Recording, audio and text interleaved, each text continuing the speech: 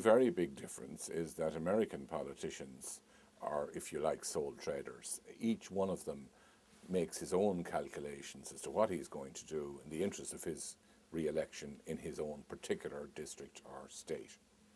In Europe, there's much more party discipline, and members very often are placed on a list and are elected from a national list that's selected by the party. So they're much more looking to the party for approval than to their immediate local electorate for approval. And in general terms, party discipline is much stronger in the parliamentary system in Britain, in Ireland, and indeed in all of the European countries. Whereas here in the United States, party discipline is important, but it's not that important, and it's difficult to get members to do something that their constituents don't like.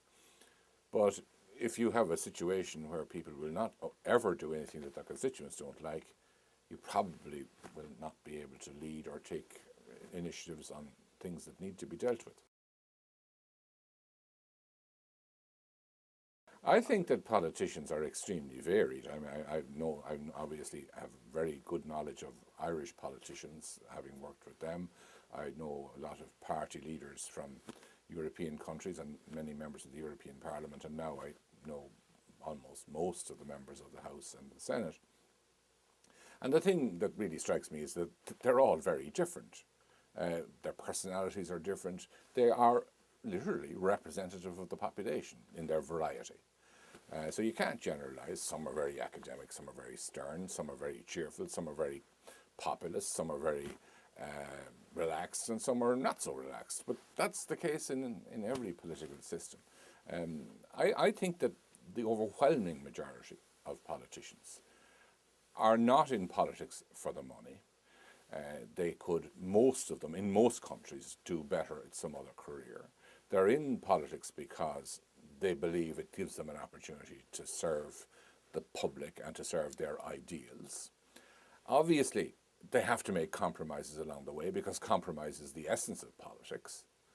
And sometimes those compromises maybe are more than they ought to have made. But politicians are there to serve the public interest in the majority of cases. And while there will be examples of people that ought not to be in politics because of things they've done, the overwhelming majority are not in that category. And I think it's important that we don't encourage an anti-politician attitude, because if you have an anti-politician attitude in a country or in the media, then in essence you have an anti-representative democracy attitude.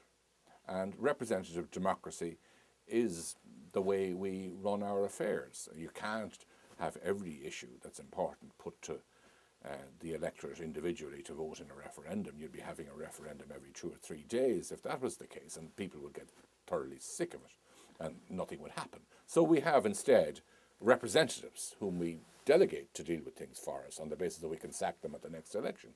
Well, it's important that people understand that that's the essence of democracy, and that the people who are their representatives deserve a modicum of support and respect in their work, and that they should respect one another in their work, while of course disagreeing when that's the right thing to do.